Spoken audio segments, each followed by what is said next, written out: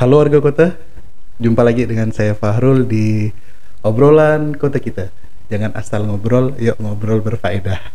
Nah, kali ini saya sudah kedatangan kembaran nama tapi ya. Kalau fisiknya enggak kembaran tapi beda mama beda bapak ya kan? Oke, hadir bersama saya Bang Muhammad Fahrul. Ya, halo Bang Fahrul. Nah, kan bingung kan nyapanya. Sesama Fahrul. Tapi Fahrulnya pakai beda ya. Fahrul dia pakai beliau ini pakai H, kalau saya pakai Ho. Itu bedanya. Fahrul dengan Fahrul. Oke, gimana kabarnya, Bang? Alhamdulillah baik, Bang. Alhamdulillah ya, sehat ya. Alhamdulillah. Semoga ceria. Ya. Jadi Bang Fahrul ini adalah praktisi seni, khususnya seni tari di Kota Pontianak. Saya ngundang beliau karena bagi saya profesi, bisa dikatakan profesi kali ya? Profesi penari seorang laki-laki itu sekarang sudah mulai jarang, Bang. Iya, jarang. Dan bahkan bukan mulai sekarang ya, tapi sejak dulu bisa kita hitung ya, seorang laki-laki yang memilih profesi menjadi penari. Nah, kalau kita ingat dulu di Indonesia itu ada Maestro tari Didi Ninitowo ya kan, yang dia bisa nari depan belakang wajahnya. Nah, itu yang paling terkenal ya. Nah, apakah Bang Fahrul sendiri terinspirasi dari beliau? Jujur saya kenal beliau itu Bang setelah saya menggeluti dunia tari gitu. Oh gitu. Karena jujur saya dari kecil ndak ada ketertarikan sama seni, itu ndak ada. Oke. Kecil awalnya gitu. Jadi masuk ke dunia seni itu terpaksa awalnya. Oke, berarti ndak ada background sama sekali? Ndak ada dari keluarga, dari kakek nenek ada kali? Ndak ada Bang, ndak ada keluarga seni. Atau belum pernah dilacak?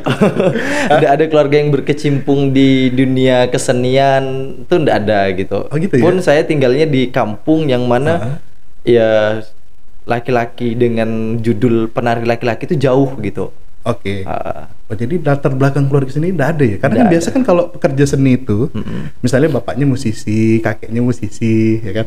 Atau ibunya, nah nurun nih ke anak, ke cucu gitu ya. Jadi benar nggak ada? Saya masih penasaran. Nggak ada sama sekali. Jadi memang dari diri saya belajar bahwasannya yang namanya bakat alam tuh nggak ada gitu. Itu tuh semuanya terjadi karena proses. Oke. Gitu. Berarti awal mula kemudian bisa kecemplung lah ibaratnya kan di dunia seni tari ini dari mana awal mulanya? Kalau misal tadi dari riwayat keluarga nggak ada. Jadi sedikit cerita, dulu saya tuh Bang aktif di SD itu di karate. SMP itu pramuka itu aktif banget sampai SMA. Nah, di SMA kelas 2 ada tari massal di Mempawah ceritanya nih. Oke. Nah, itu pun saya ndak nari, cuma megang umbul-umbul. Megang bendera, lari ke sana, lari ke sini gitu. Nah, kemudian ada guru ada festival lomba seni siswa nasional FLS2N cabang tari berpasangan. Nah, itu tingkat SMA. Kebetulan saya itu dekat dengan guru seni budaya. Nah, karena enak aja sama beliau karena masih muda gitu kan. Jadi beliau nih ngajak kayak, Rul, ini ada lomba FLS2N tari. Kan kemarin kami ikut nari, bisa nggak ikut katanya kan? Nggak Bu, nggak bisa, kami bilang kayak gitu kan. Saya ini bukan penari, kami bilang gitu kan. Padahal di angkatan saya itu banyak laki-laki yang bisa nari. Anak sanggar. Gitu, yang anak sanggar. Oh, jadi ikut sanggar pun nggak pernah? Nggak pernah ikut sanggar. Jadi tapi Ibu lihat Fahrul ini ada potensi. Potensi bukan di tari tapi kemauannya, dia bilang kayak gitu kan. Karena kan kalau kita punya kemauan di bidang apapun tuh menjadi potensi dia gitu. Oh, dia melihat itu ya. Ini melihat niat ketika latihan, ketika proses dalam berkesenian, karena kan pelajaran seni budayanya itu kan ada teater, ada make up dan segala macam, make up karakter. Nah, itu tuh beliau melihat potensi katanya di saat itu gitu. Terus diiming-imingi kalau FLS2N ini menang, katanya nanti masuk kuliah nyaman, duit nyaman, kata dia di saat itu. tidur di hotel kayak gitu. Iya. Maklum lah kan Bang, orang kampung ya. Bayangan orang kampung. Betul. Okay. Jadi ikutlah saya nih ikut proses benar-benar dari nol. Jadi itu mulai kelas 2 semester 2 itu saya baru mengenal yang namanya tari dan apa itu gerak tari. Oke. Jadi benar-benar dari nol, seleksi lah nih tingkat kabupaten. Lolos ke provinsi. Dari provinsi alhamdulillah lolos ke nasional, juara 1 di provinsi, mewakili Kalimantan Barat di tingkat nasional. Di Manado tahun 2016 waktu itu. 2016 SMA 2016 tuh SMA masih? SMA kelas 2. Oh my god. Oke. Gitu. Oh, itu sejarahnya ya. Nah, dan sepanjang prosesnya tuh Bang, itu tuh kayak kan mau menuju dari kabupaten ke provinsi itu melewati bulan puasa dan lebaran. Nah, sepanjang itu tuh saya siang latihan. Tapi tetap puasa gitu. Walaupun kata orang habis tuh ngap-ngap baung kan. Tapi itulah nikmatnya proses gitu. Sampai depan kaca tuh bergerak sendiri. Gimana sih bentuk tubuh yang benar gitu. Dan alhamdulillah dari hasil proses itu membawakan hasil gitu. Dan langsung menang ya. Langsung ke nasional alhamdulillah. Dahsyat ya. Berarti ini apa ya? Entah keajaiban mungkin ya. Keajaiban proses sih Bang. Iya kan?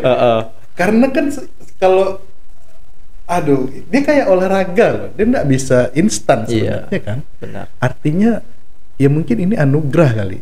Dan saya proses itu cuma 2 bulan. Nah, ibaratnya training campnya lah gitu kan? Training campnya cuma 2 bulan. Dari nol benar-benar yang nggak tahu apa itu tari sampai bisa alhamdulillah mewakili Kalbar ke nasional.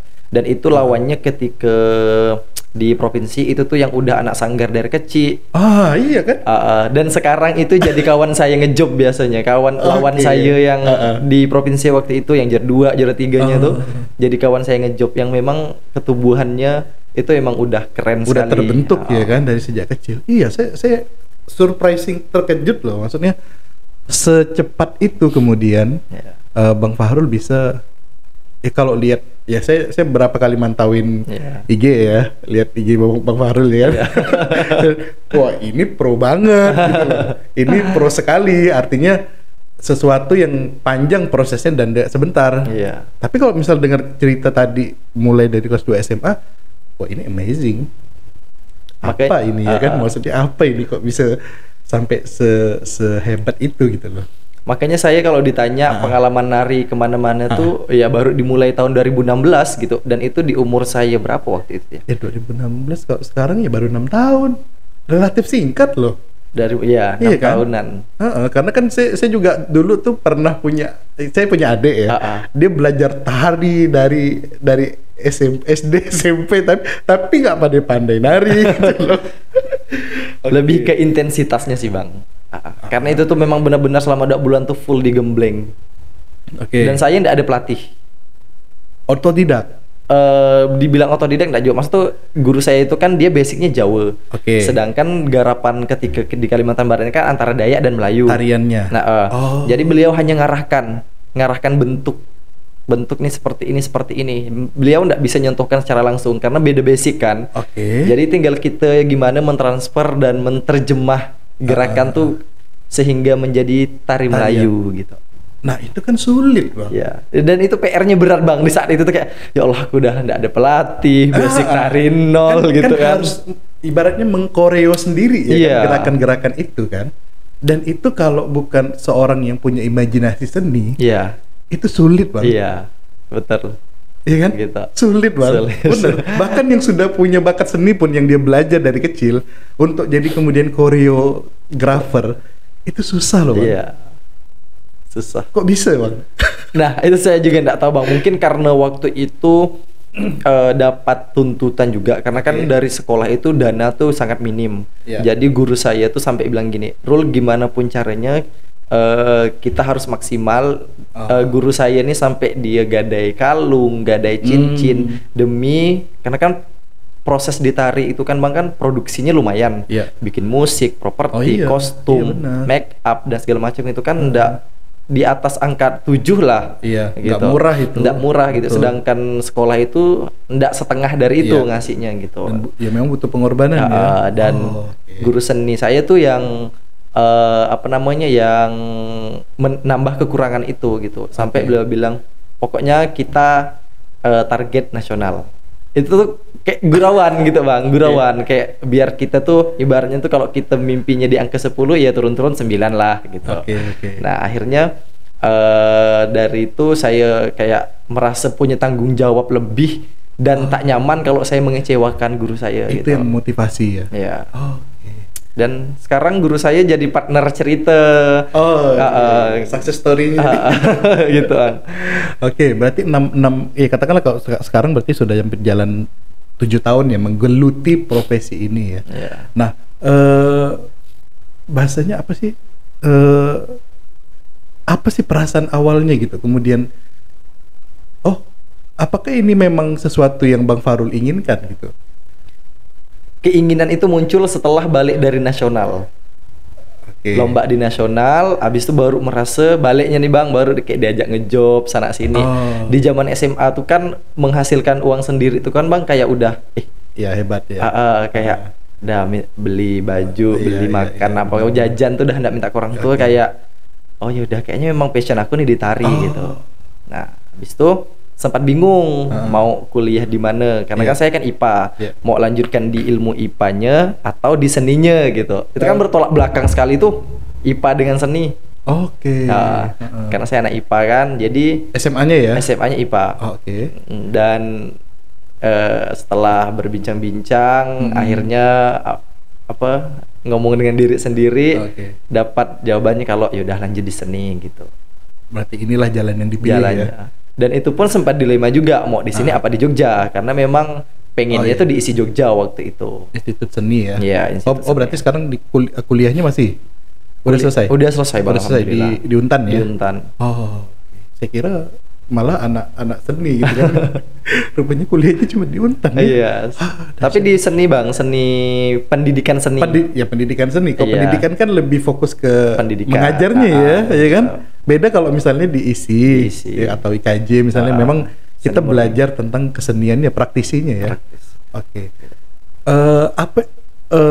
Sulit nggak sih ketika awal memulai itu, karena ini sesuatu yang mungkin Bang Fahrul tidak inginkan gitu kan awalnya ya, sebelum dapat juara itu ya.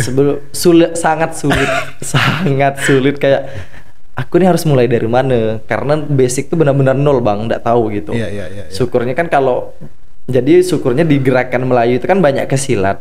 Nah, dan basic saya itu kan ada basic karate.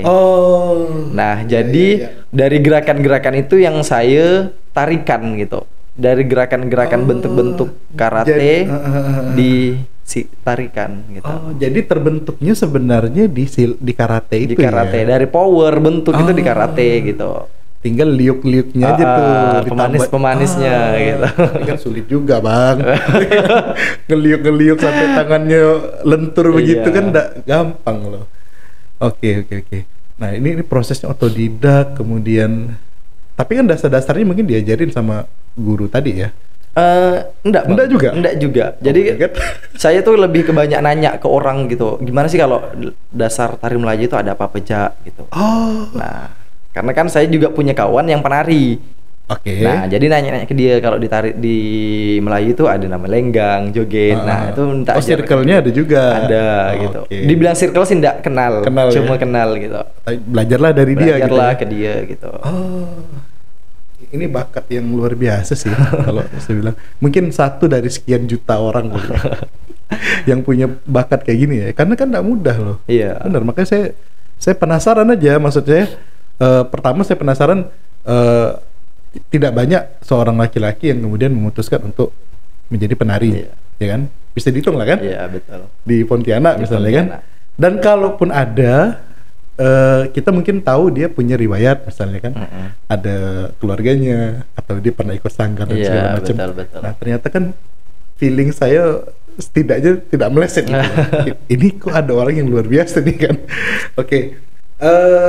Nah, selama 6 tahun ini kan tarian nih banyak jenis. Berarti Bang Fahrul sudah kuasai berapa jenis tarian dari segala macam. Apalagi Indonesia kan kita kenal dengan budaya yang sangat kaya dengan jenis tarian yang sangat beragam. Kalau di dalam tari itu kan ada tingkatan Bang. Maksudnya jujur saya sendiri baru benar-benar merasa diri saya enak menari itu tuh ketika kuliah di semester 4. Oke. Nah, itu baru benar-benar oh ya udah aku sekarang sebagai penari. Baru ibaratnya diri enak menerima gitu. Udah oke, udah aku di sini ya. Gitu. Okay. Karena kan di dalam tari itu kan tidak cuma hanya main bentuk, tapi ada rasa juga yang harus dikeluarkan dari setiap bentuk itu gitu. Dan saya baru dapatkan itu di semester 4. Dengan melalui proses panjang latihan terus baru menemukan bentuk yang enak tuh di semester 4 gitu. Jadi kita ndak asal gerak gitu. Ndak asal gerak. Kita meresapi gerakan itu. Ya, itu di dalam tari gitu. Dan sepanjang saya dari SMA sampai semester 4 itu ya masih hanya main bentuk-bentuk. Rasa itu belum dapat gitu. Tapi sudah semester 4 oh ya udah.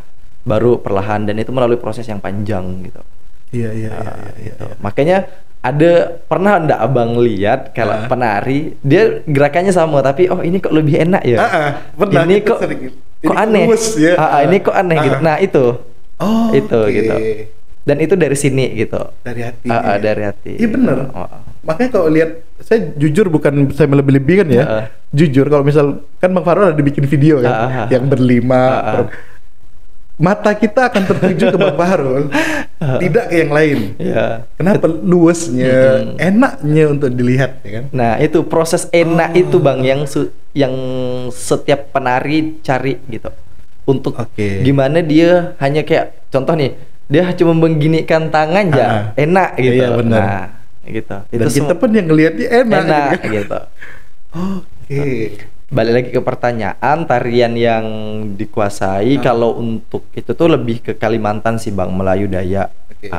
Tapi tidak menutup kemungkinan saya juga belajar kayak Bali, belajar di Bali langsung pernah, terus dengan Jawa Timur, Jawa Tengah, Padang, apalagi ya.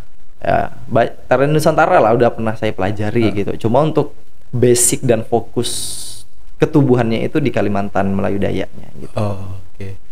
Tapi kalau tarian-tarian itu tuh secara gerakan dia sama atau beda sih? Maksudnya beda. Dasarnya beda juga. Punya teknik yang beda. Misalnya kalau Kalimantan dia lebih banyak ke merendah, main kaki. Jadi tumpuan kakinya yang harus kuat. Kalau tari Dayak, makanya tari Dayak tuh capek kaki Bang. Capek.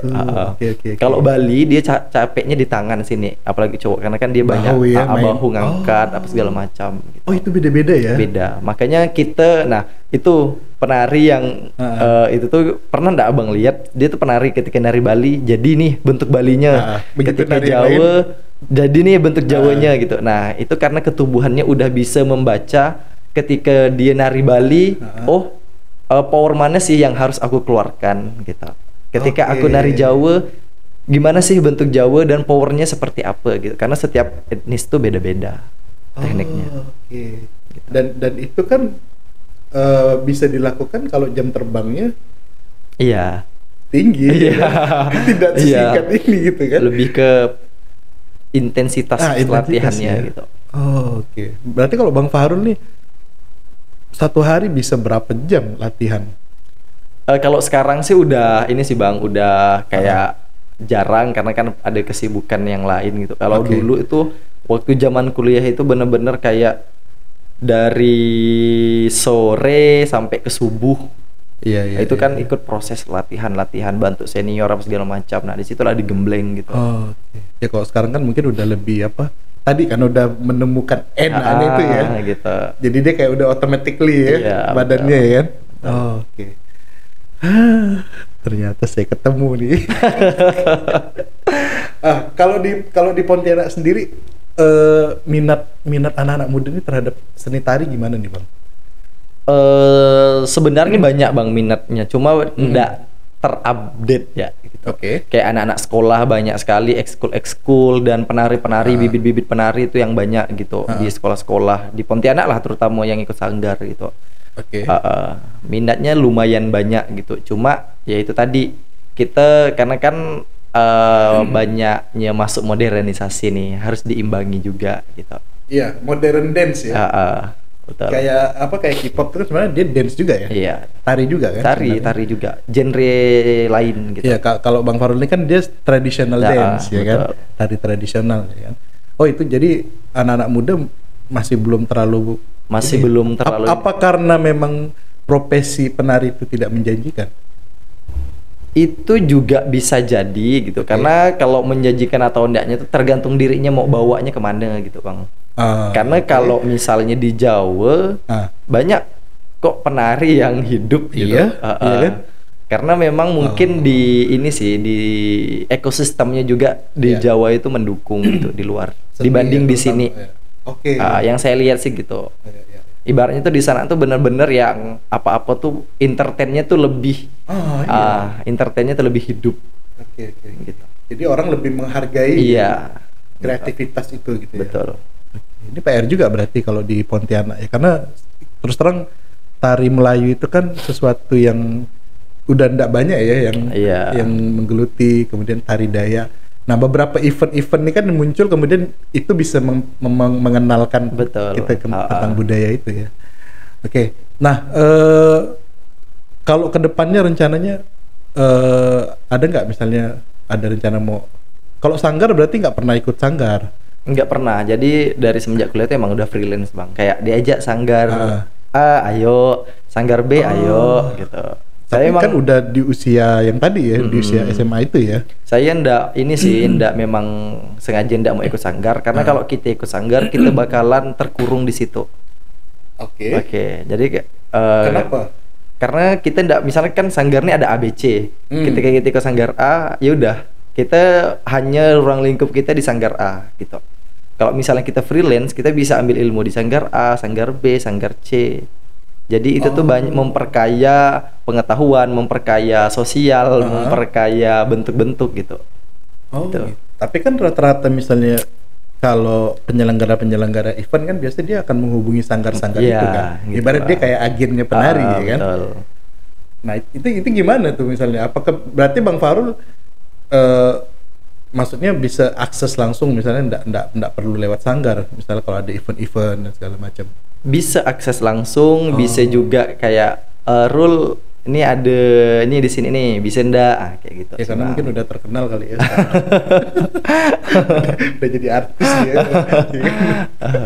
Jadi orang udah bisa kontak langsung ya kan? Ya, alhamdulillah lah Pak. Ada rencana mau bikin sanggar nggak ke depannya? Untuk bikin sanggar sih belum sih Bang, karena kan sanggar kan berat dalam artian konsistennya yang susah tuh di situ gitu. Sedangkan saya nih masih mau pengen kesana kesini. Jiwa mudanya nggak bisa dikungkung masih. Jangankan sanggar, ngajarnya sering ditinggal Bang. Ngajar ya. Iya. Gitu. Oke. Jadi masih ya, tapi kan kedepannya mungkin ya. Artinya kan opsinya sekarang mau kemana kalau misal ya kan, kalau misal nggak ngajar lagi ya kan? Iya sih. Apakah mau bikin misal atau rumah tari atau segala macam kan? Untuk saat ini belum kepikiran sih Bang, masih menjalani apa yang ada gitu. Oke. Nah, kalau sekarang kita bicara tentang profesi nih, supaya nanti maksud saya warga kota atau misalnya anak-anak muda yang nonton video ini paling tidak menjanjikan nggak sih profesi menjadi penari itu? Maksudnya dari mana sih misalnya seorang penari itu dapat income, dapat penghasilannya? Kalau untuk menjanjikan atau enggaknya itu tadi yang saya bilang, mau dibawa kemana dan penari yang seperti apa gitu. Karena kan kita apalagi sekarang kan serba teknologi udah makin canggih. Nah, kita manfaatkan itu. Kita manfaatkan itu sebagai ladang lah, lahan basah. Sesuai dengan profesi kita. Banyak misalnya tari, jadikan konten kreator gitu. Karena jujur saya juga Bang, ibaratnya tuh kok bahasa Pontianaknya tuh hidup karena ini gitu. Itu berawal dari COVID awalnya, konten kreator tuh. Dulu saya nggak konten Bang, nggak tahu dunia perkontenan TikTok tuh nggak tahu gitu. Baru taunya pas COVID 2021. Iya, bulan Maret. Ingat benar kami mulai kan COVID itu 10 Maret 2021. Nah, kami tanggal belasan tuh, karena kan sebelumnya sering ketemu sama orang. Sering ketemu sama orang, latihan dan segala macam. Giliran disuruh di rumah. Akhirnya saya melampiaskan karena ada aktivitas ada aktivitas di TikTok. Upload video pertama langsung 500.000 yang nonton. Video tari itu. Kayak asik nih gitu. Respon positif nih. Iya. Upload, ada kerjasama dan bisa jadi lahan basah nih gitu. Akhirnya sampai sekarang. Itu opsinya ya. Ya gitu. Kalau event-event sendiri? Kalau event-event Untuk sekarang sih udah banyak event-event sih Bang. Kalau di COVID event apa Bang? Event online. Iya, event online. Event online. Dan mungkin di waktu itu COVID menurut beberapa atau sebagian banyak orang itu merugikan gitu. Tapi menurut saya walaupun ada ruginya juga, tapi banyak untungnya juga gitu. Jadi saya bisa berkreasi di sosial media, bisa mendapatkan penghasilan dan alhamdulillah bisa menghidupi diri sendiri dari situ gitu. Itu dari sosmed ya. Nah, kalau misal event-event itu berapa sih seorang pekerja seni misal kayak penari itu dibayar misalnya? Nah, itu tergantung Bang, tergantung eventnya, tergantung kita pribadi atau dari agensi atau sanggar. Nah, itu tergantung. Tapi yang biasa ada rate-nya tuh. Ada sih. Biasa jarang mau nyebut nih kok. Ya, nggak usah, sensitif duit nih Bang. Biar teman-teman penasaran, jadi mereka terjun ke tari dan penasaran gitu. Oke, intinya tapi menjanjikan ya. Menurut Fahrul ya. Menjanjikan, apalagi kalau punya sanggar. Punya sanggar dan udah punya nama sangat menjanjikan. Sangat menjanjikan untuk jadi profesi. Nah, itu buat anak muda. Dan ini kan bukan hanya laki-laki ya. Iya. Jadi perempuan juga. Karena kan memang kalau tari ini kan identiknya perempuan. Makanya agak bagi saya tuh agak amazing gitu. Saya takjub dan terkesan kalau misalnya ada seseorang yang misalnya ini pekerjaan laki-laki, tiba-tiba ada perempuan masuk misalnya ya. Nah, dan dia bisa lakukan itu se-expert laki-laki itu atau misal si laki-laki ini masuk nih ke seni tari yang memang ya lumrahnya itu banyak lakukan oleh perempuan dan dia lebih expert malah kemudian dari perempuan kan. Maka dari itu sekarang ada kesetaraan gender kan. Berarti sekarang aktivitasnya selain tadi konten kreator ngajar juga ya? Ngajar juga. Ngajar di mana? Di salah satu sekolah swasta di Pontianak. Jadi kalau misalnya mau ketemu dengan Bang Fahrul, boleh nih masuk nih. Jadi bukan harus masuk sekolah, kecuali anak-anaknya ya kan. Kalau anaknya yang mau sekolah apa sih? Pelita Cemerlang yang di Perdana. Yang di Perdana. Nah, mungkin ada muridnya yang nonton.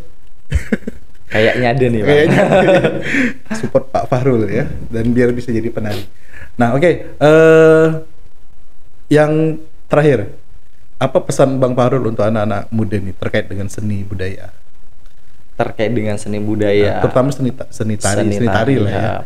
Saya kalau misalnya ditanya apa untuk anak muda, jujur saya ndak memaksakan mereka untuk suka dan cinta, apalagi menggeluti langsung di dunia tari itu ndak. Karena setiap orang tuh punya passion, tapi setidaknya teman-teman tahu nih gitu, apa aja sih kebudayaan yang ada di Kalimantan Barat. Sehingga nanti kita kan nggak tahu nih profesi kita nih sebagai apa segala macam. Sehingga kalau misalnya kita ketemu dengan orang luar, ketika ditanya di Kalbar ada apa sih, minimal kita tahu gitu. Kalau di Kalbar tuh ada ini. Oke, ketemu dengan orang kebudayaan di Kalbar ada tarian apa sih, terus ada budaya apa sih yang misalnya beda dari provinsi lain gitu. Apa sih yang mau dijual?